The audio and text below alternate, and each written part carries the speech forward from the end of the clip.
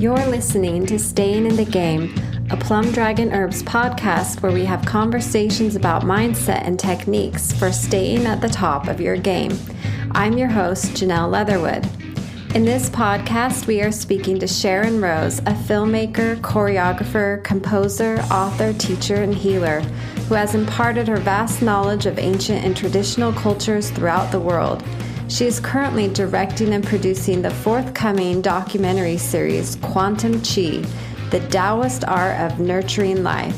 This groundbreaking series will feature numerous well-known Qigong and Tai Chi masters, TCM practitioners, teachers, and scholars. We're excited to find out more about this series today and to talk with Sharron about ways we can connect with our true nature and life force and to learn how to deal with pain and emotions in healthy ways. We'll be walking through some simple techniques we can use anywhere to help our body to heal itself. Welcome to the show, Sharron. We're so glad that you're joining us today. Oh, it's a pleasure to be with you. I'm so excited to talk to you about what you've got coming down the pipeline. Could you just introduce yourself a little bit to our audience? Oh, sure. I'd love to. Well, I've had a really amazing life. I started very young in the arts, dance, music, theater. I was performing at 5 in hospitals and nursing homes. Maybe that, started my whole desire to understand the world of healing, the world of performance, and what could I do to really help humanity, my family, my friends, community. From very, very young, I just was very energetically aware and was trained very young. At 9 years old, I went into theater, in which they had us as an exercise go to the mall and watch people and look at how they held their bodies and look at if they had strange mannerisms and just really start to perceive the physical, but I would also say the energetic, And I just kept with that, with the dance, with the music in many cultures. I was a senior Fulbright scholar and had other fellowships to India in the 80s where I lived with the early Bollywood stars, Sitara Devi, who had also was very deep into Hindu mythology, philosophy, and Tantra. Then I reconstructed the music and dance and ritual from the temples of Egypt. I got into filmmaking in 78, mostly doing in New York music videos, world music videos. And then 20 years ago, I met my husband, Jay Widener, and we started our film company, Sacred Mysteries. We really wanted to show that we're way more than this physical body, that we have these energy fields, we have emotional bodies, we have mental bodies.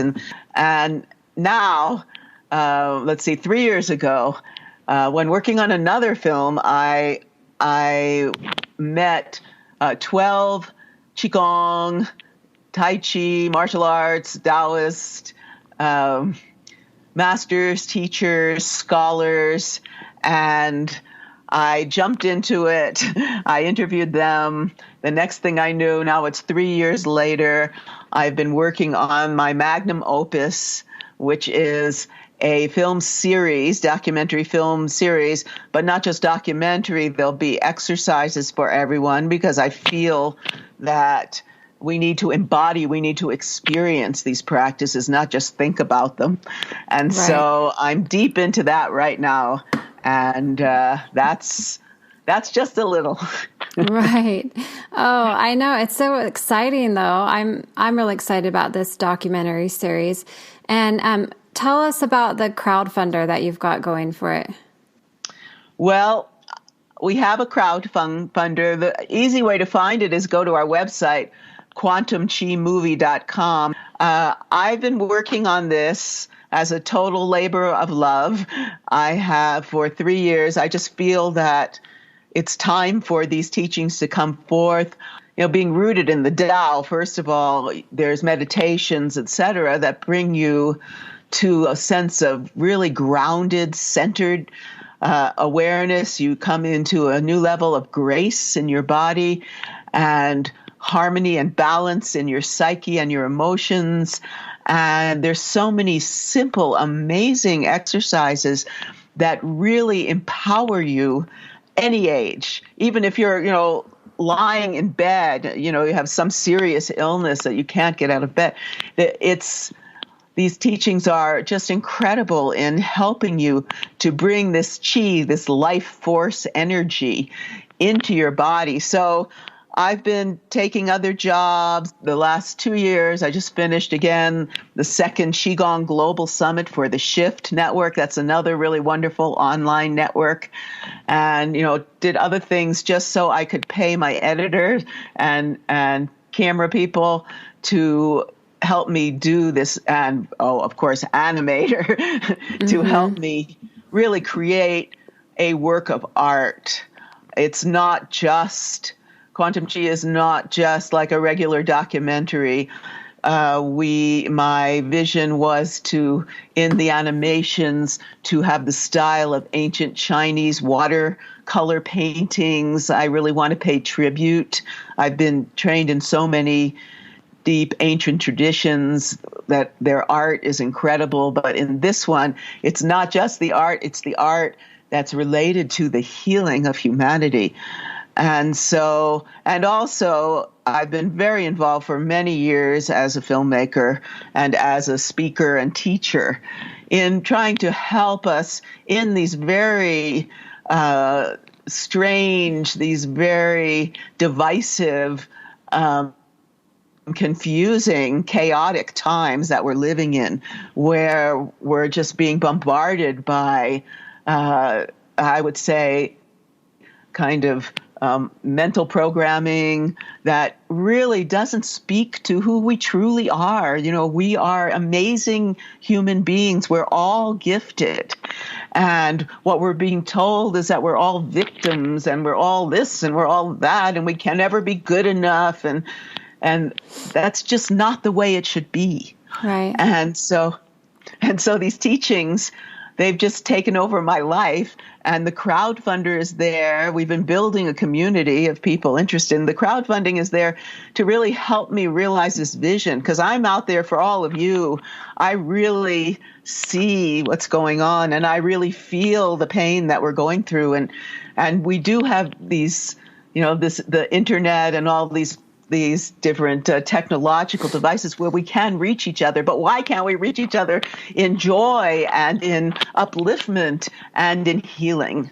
Right. So that's why I'm doing the crowdfunder, so that I can really continue with this project and do something that I believe will help to bring these incredible teachings to a very wide world audience, and, from very young children all the way to, seniors. Yeah. And I love how you talked about, even if you were lying in bed, these are like techniques and principles that could help you. You think about people who are really suffering with heavy illnesses and they feel like, what's the point of living, or what's the point of going on? And you're saying, go back to your life force and reconnect, and tell us a little bit more about that. Well, in the Taoist tradition, life force is called Qi.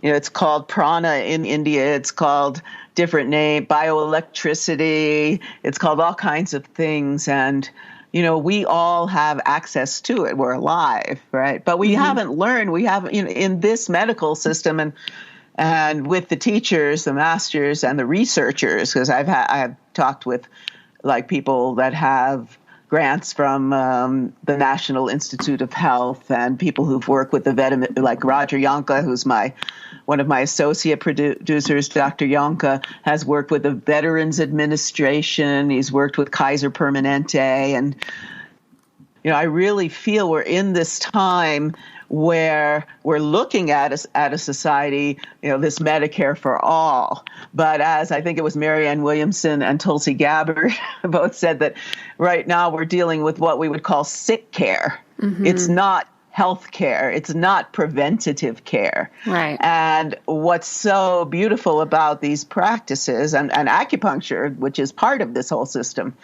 is that we're looking at the whole being.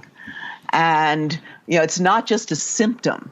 And so these practices are there to help us all understand that we have this energy. We have all these real simple techniques for healing, even in the Qigong system, which is really the foundational practice for all of Tai Chi and the martial arts. Mm-hmm. This is like where you really begin, because it grounds you, it connects you with nature.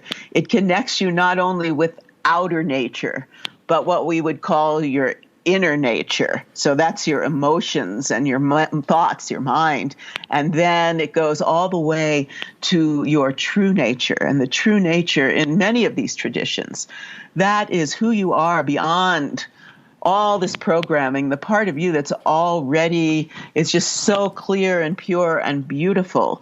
And so just simply, if you're someone, I mean, there are a lot of exercises for people sitting in chairs, just in bringing this energy from the earth, because it's all around us, right? It's in us, it's all around us, but particularly it's in nature. And so these simple exercises for like just clapping your hands, rubbing your hands together. If anybody out there wants to try that, just clap your hands, rub them together, and then feel that heat, and then take them apart a little and back. And you'll feel this kind of tingling. And almost like you're like taffy, right? Mm-hmm. That's the chi. That's the life force energy. And you can learn through these practices to gather this chi from nature, to bring it into your organs, to bring it into your systems. If you have a headache, you can bring it there.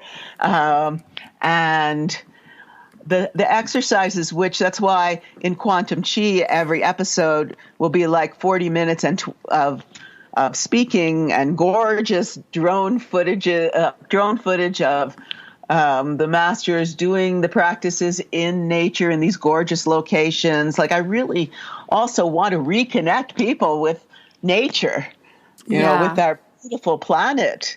And I think if we could start seeing it from its, in all its beauty, it might be able to change everything, the climate change, the inner climate change, the outer climate change, and bring just way more joy. Mm-hmm. We're right now, I mean, I just see so much suffering, and it really, touches me. And all I can do is create this series that hopefully many people will see and will be uplifted by it. And, also take the time to understand that they have the power to heal themselves. Right. Which is such an amazing belief in Chinese medicine and, all these Eastern medicine practices, that the body does have the ability to heal itself, and it's tapping into that natural mechanism that the body has, and rather than just treating symptoms or, masking the symptoms. And so I really love that. Yeah, it's a lot of people, that have illnesses like autoimmune disorders or PTSD, or terminal cancer. They are coming, to use Qigong as, as a way to help them. They're not necessarily, dropping their conventional medicine, but any use of it, any work with it, it just enlivens your spirit and enlivens your energy and makes you feel like, you can begin to take your healing into your own hands. It's just a great adjunct to any Western medicine. Yeah. The other thing that's interesting that, what they've told me, Dr. Epi Chow, she's 85, and she's called the mother of Qigong in the West. She worked in the Clinton administration, trying to bring alternative medicine. She's been working this forever. And she said that it used to be in China that the doctors were only paid when you got well. Mm-hmm. It wasn't like a whole, system of, just greed. Yeah. and I mean, I've met wonderful doctors, believe me. Yeah. But it's so based on money, Right. rather than, the Hippocratic oath of true healing. That, I mean, it's what I love about the Qigong people. They're just so giving and they're so alive. My teacher, Master Li Junfeng, he was a martial arts film star, and then he was head of the Kung Fu Wushu team in Beijing. They won all these gold medals. And then he, as he got older, went more and more into Qigong, although at 81, he's still teaching also martial arts. Yeah. And deep, deep meditation. And this man, who's been doing this all his life, he looks like he's maybe 50, and he moves like he's 30. Oh, that's incredible.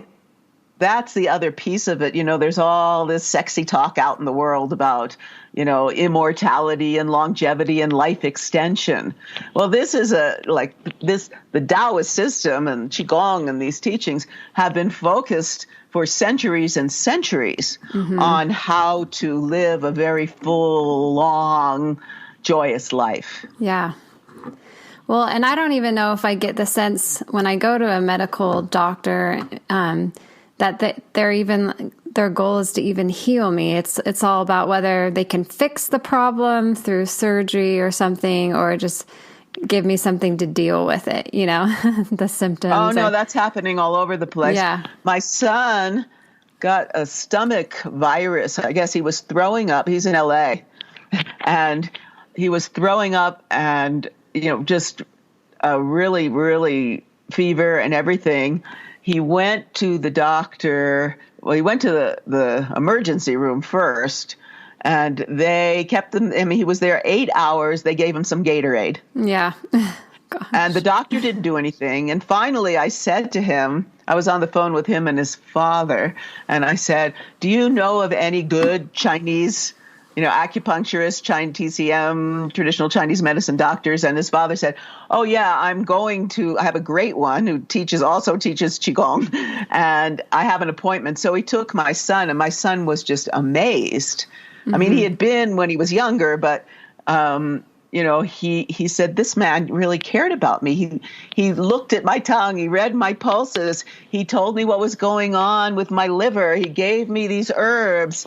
He just really cared about me as a whole being."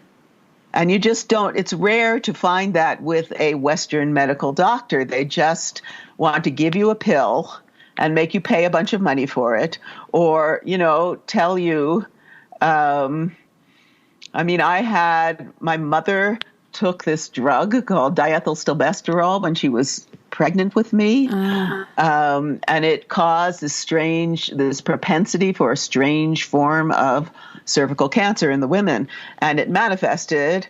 And I go to the doctor, and I said, "Well, what's the prognosis?" And she says, "Chemo, radiation, surgery, and death." That was her response. I said, "I am out of here." Yeah. And I did, a lot of alternative stuff. I reduced it. Finally, I had, just some basic surgery. It wasn't that big, and it was over.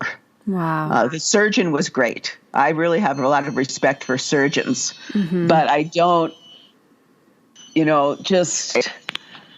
don't know. I'm kind of an alternative person. And the other piece of it that I keep saying is that it gives you tools to help yourself. I think that's what's really disturbing about this world right now. This whole idea that everyone's a victim. Yeah. And victim and this kind of dislike for the other. From my perspective, who I've been in many Eastern traditions very deep, I believe there's such a thing as reincarnation. So that means that in other lives, we could have been, any race. We could have been male, we could have been female, but for some reason, I don't know, who is doing this in the end,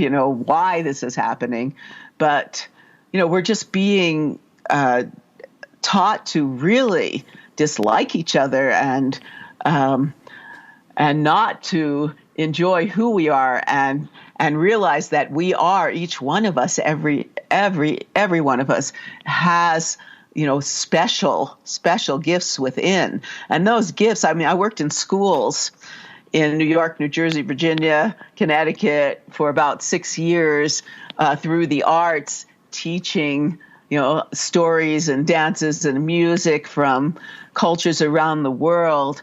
And it was so amazing to see, and I was bringing meditation. I didn't have Qigong. I only wish I had Qigong then because I know kids would love it. Yeah. So, I was, and I had a dance music partner from Lebanon, and we just brought this sense of, the beauty of every culture. And so kids, because in Queens, New York, there's like every culture in the world. And so you could see as you would bring the beauty of Hindu culture from India, that these little kids who were from India and felt maybe marginalized, all of a sudden they have these big smiles and the other kids are getting to experience their culture. Mm-hmm. It's like, we all are human beings, mm-hmm. Why can't we learn to love each other and appreciate what we have? Right. It's so true because our differences and our culture is what makes us all unique. And those are our strengths. And how boring would life be if we were all the same, Exactly. So, yeah.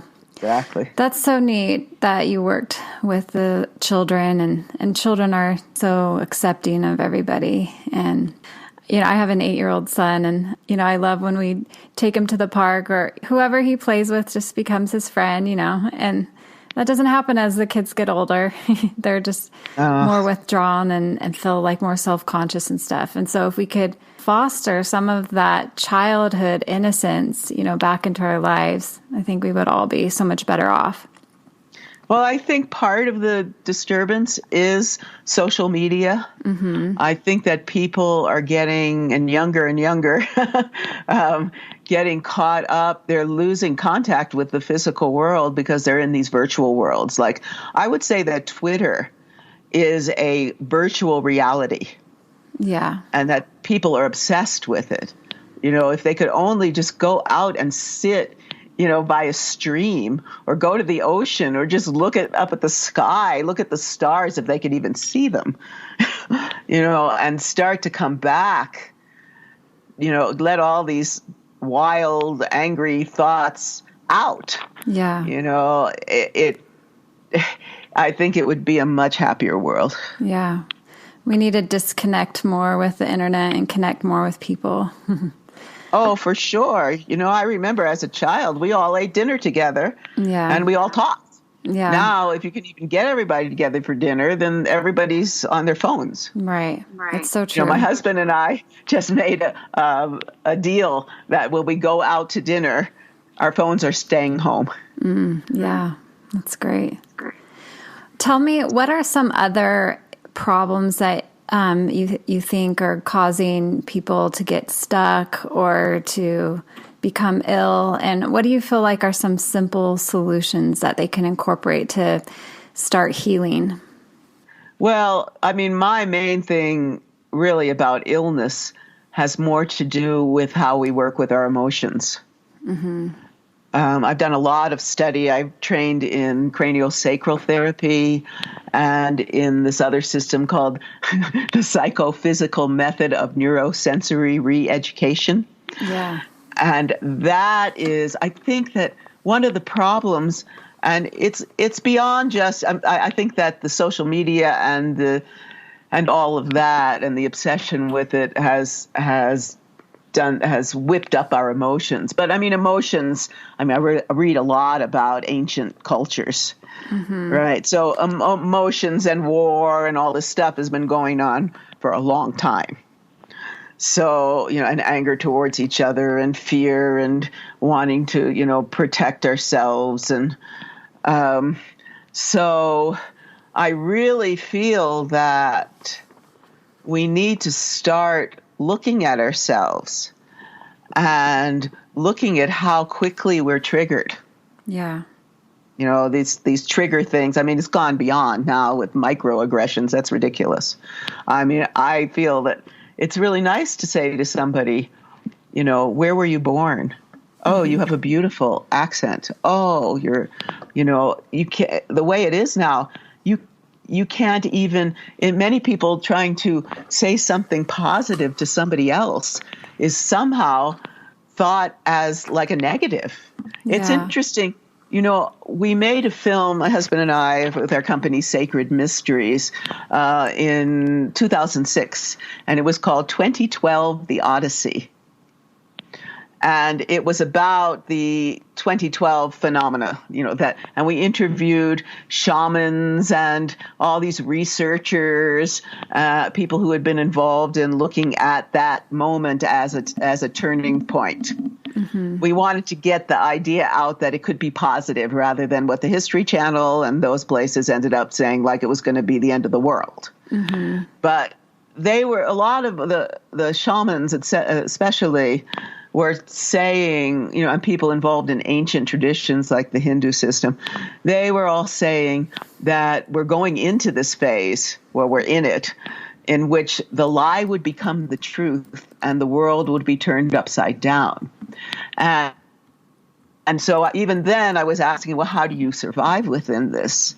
And it was always the same. It's that you have to, take time in nature. You need to find yourself that's beyond all these voices and everybody telling you that you're a victim or you're this or you'll never get well. There's no way you're ever going to heal yourself. You're going to have like, some kind of steel rod in your body and be in pain all your life. I mean, if anybody knows of the work of Joe Dispenza, he was a chiropractor. Yeah, he got out of chiropractic school and he was riding his motorcycle and he had this horrible crash. And that's what they told him. They said, you're not going to be able to, we're going to have to like put this rod in your spine and do all the surgery after surgery after surgery. And he said, no way.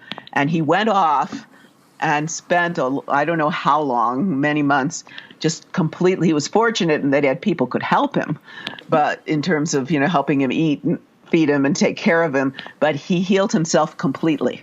Mm-hmm. Completely.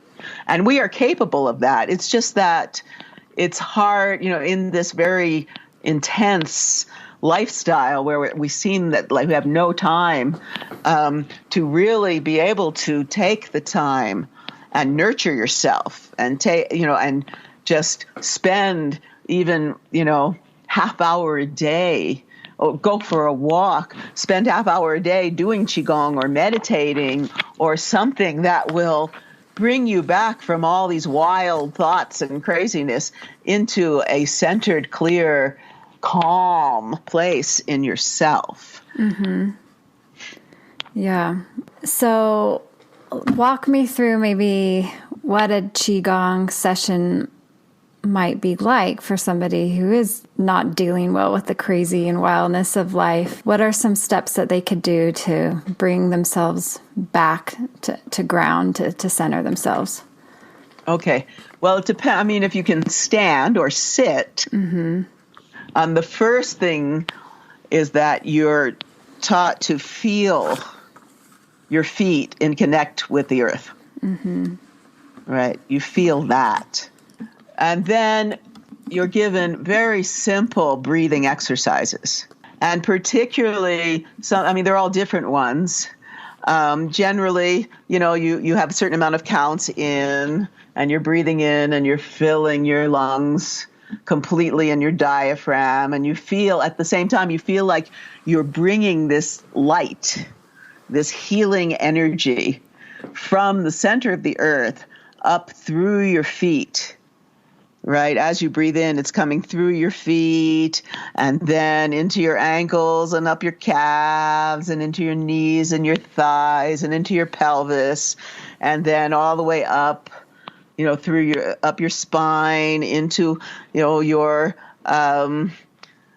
stomach and your intestines and your sexual organs and then up into your liver and your gallbladder and your stomach and pancreas and your spleen and up into your heart and your lungs and also into your um, like your adrenals and thymus, your glands, and all the way up into your brain and down your arms. And, you just feel as you breathe in all this light coming through you, right? And then you breathe out, and you breathe out all of your suffering. Wow. You just let it go. You just let it go and let it go. And then you do a bunch of that. And then also, then you start with maybe, it's different if you're lying in bed and you're able to move your arms, right? Then you'll clap your hands together and you'll feel the chi. And then I think the next thing would be to also receive this energy from the sky too. So, you can breathe in the light from the stars, all the beautiful starlight, that healing light, and you breathe it in into the top of your head. And then the same thing, it goes all the way down, down, down, down, and fills your body with this really delicious, I would say, luminous light. And that's the light of grace. And that's the light of healing. And then if you can just, a simple thing is even just clap your hands, rub them together. And if your shoulder hurts, you just place your hands on your shoulder and feel, just keep breathing into it and really feel it. Really feel it, and perhaps move it very subtly and just let that light come into it and fill it, right? Yeah. And then that's just very basic. And then there's lots of exercises for gathering this energy into the body. So a lot of that is even if you were just lying in bed and you could lift your arms and just feel the light, like you're bringing it in, to your heart. Let's say that, right? You're bringing the light into your heart. And then you could bring your hands forward, like you're releasing all of the pain that's in there. Right. And you can do that emotionally. It's very, very interesting also in the Taoist Qigong system, and the acupuncture system. So the organs are all related with emotions.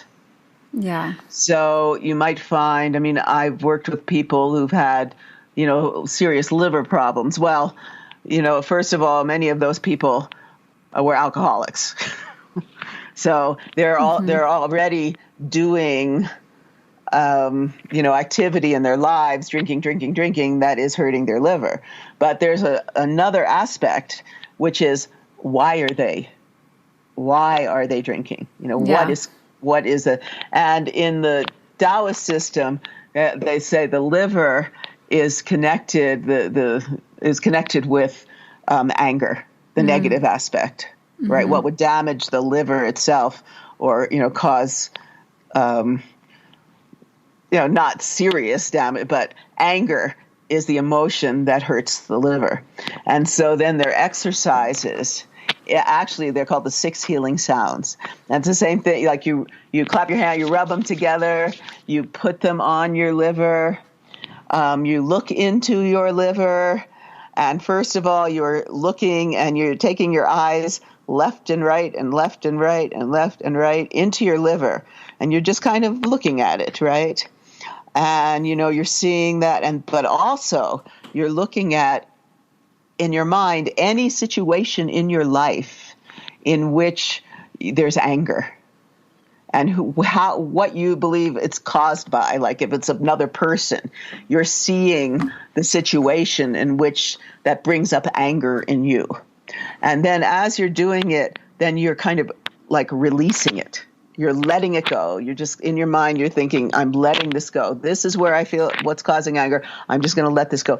And then you do some movement. It's hard to talk about when I'm, you have to see it, but, and you sound this, for the liver, it's a sound like shh,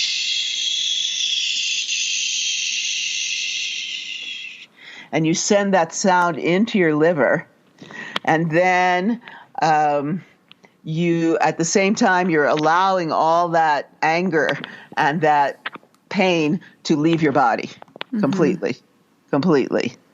And you do this a number of times. And then after each time you do it, then you imagine that you've cleared out all this stuff. And then this gold light from the center of the earth, the light of healing, the light of health, wealth, and longevity, comes in through your feet the same way when you were breathing. And it comes up and it comes in and fills your whole body with this healing light. And then your liver, you really bring it around your liver, right? And then you start to like feel this light not only fill your liver, but even come out like maybe even like a foot from your liver, so that it's glowing. It starts to glow with a whole new level of health. Yeah. I love that imagery. That's so beautiful. Does any particular experience with someone who you felt had an amazing healing experience come to mind for you? Well, there's a lot of them. What I see with Qigong is that it's people with very difficult illnesses. It just kind of gives them a renewed energy to heal themselves, to take it upon themselves, to take the time, because you can feel it very quickly. You can, if you start doing Qigong and doing these exercises, it's very quickly you start to actually feel it. Right. And I think it's just been very beneficial. I've heard stories really that it's helped people with PTSD.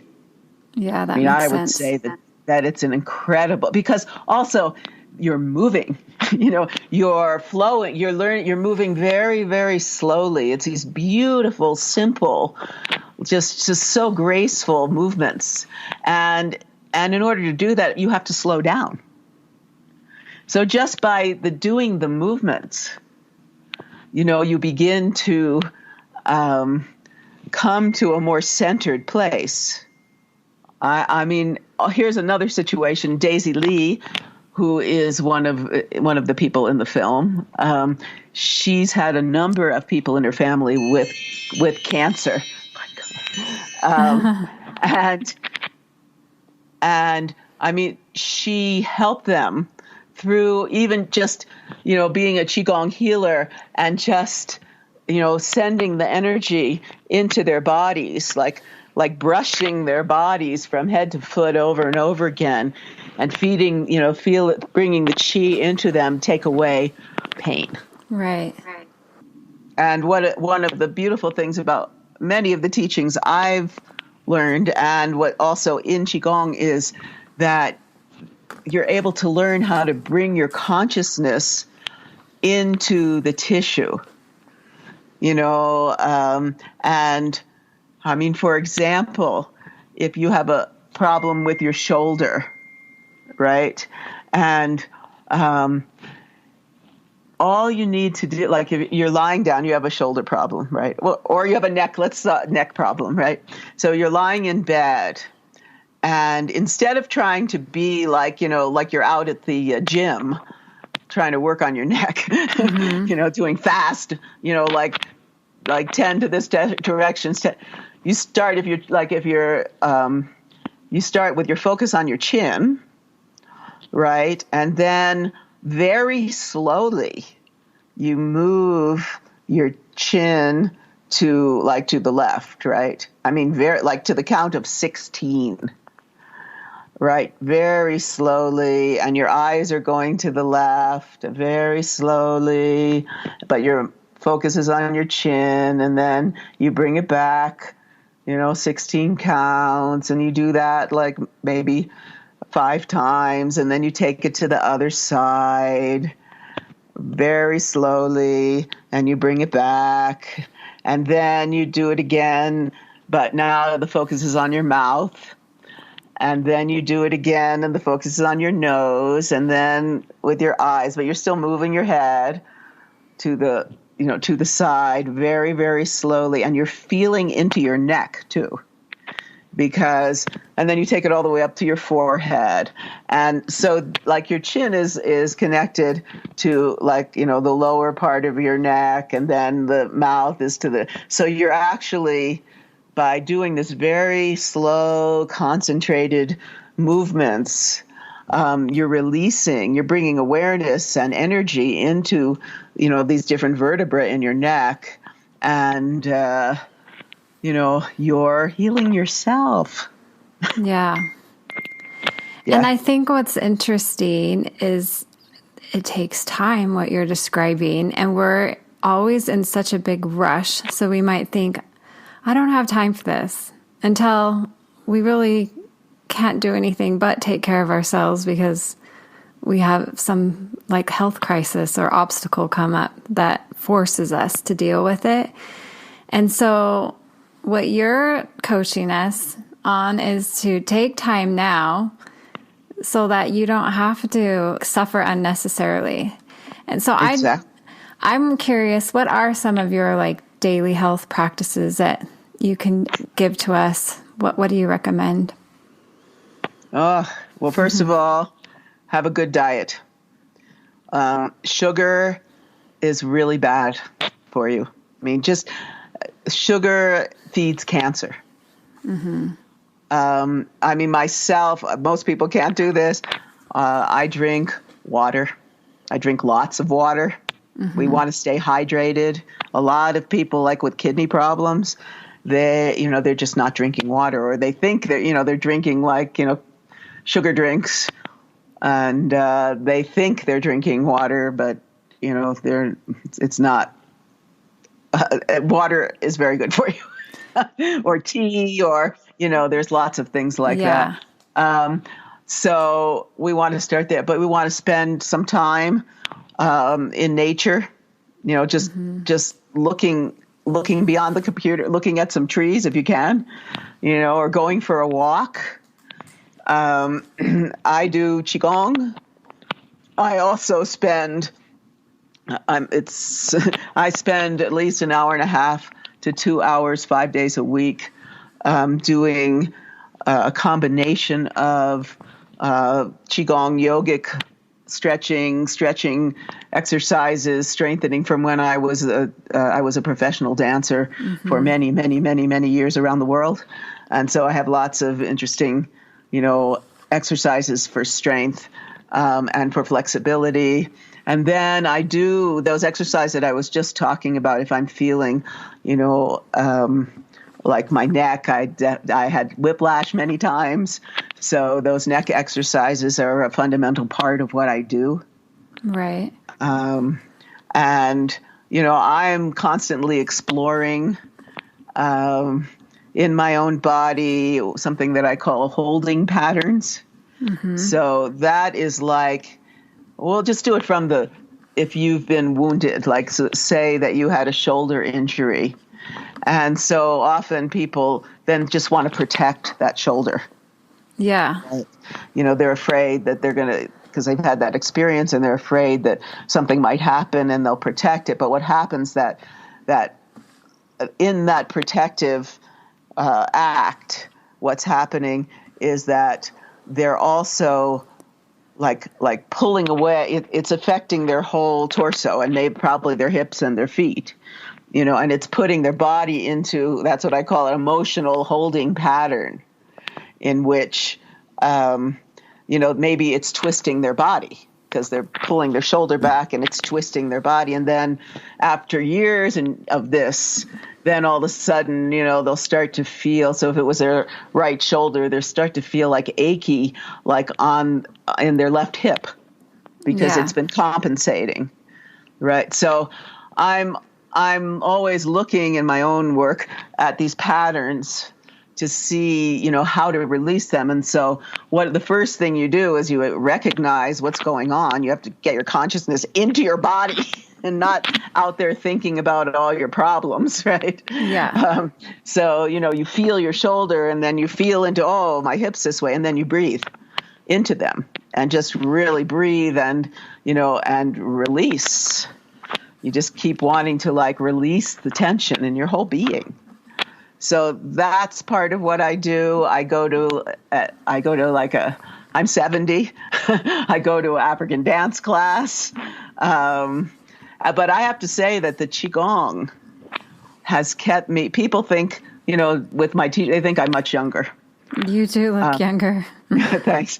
Because I'm spending time taking care of myself, and I'm spending time, doing these healing and graceful movements that keep your body flexible. Our spines, it's very important. And most of us, we're sitting at these computers hours and hours and hours and hours and staring into a screen. Well, how's that going to affect our vision?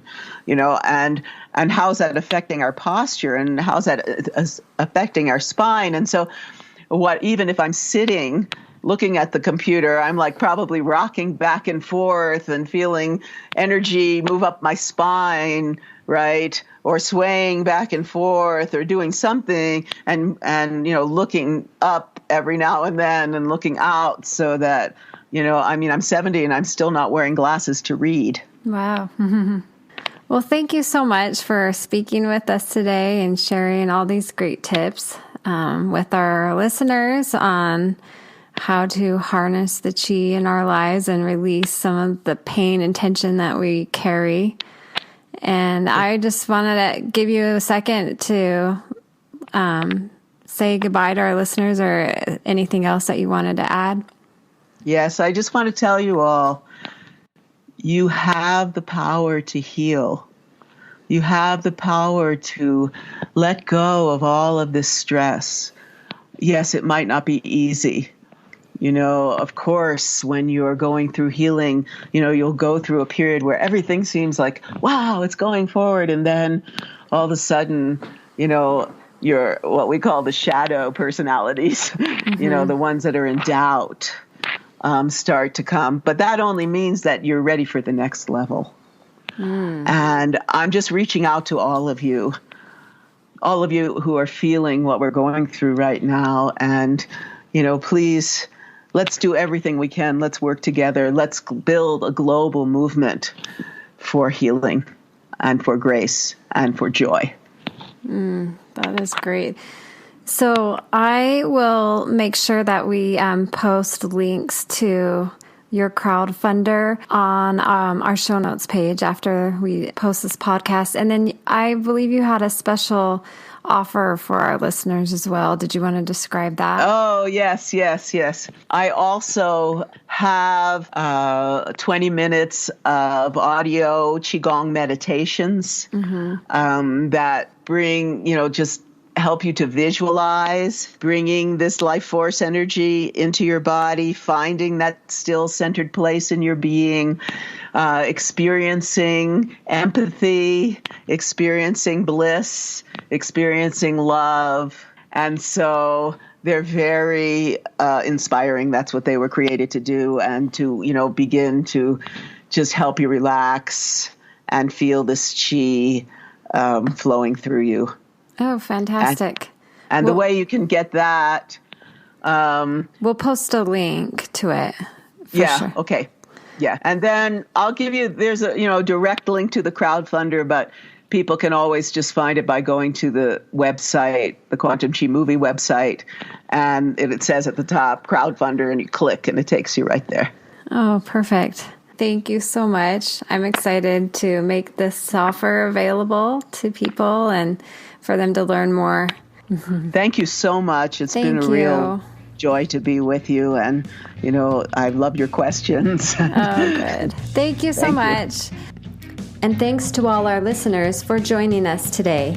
To find out more about Sharron and her Quantum Qi documentary series, be sure to visit us at plumdragonherbs.com, where we will post show notes and links to Sharron's work and crowdfunder. And if you like this episode, we'd love for you to share, comment, and follow us on YouTube, iTunes, and everywhere else you love to listen. Until next time.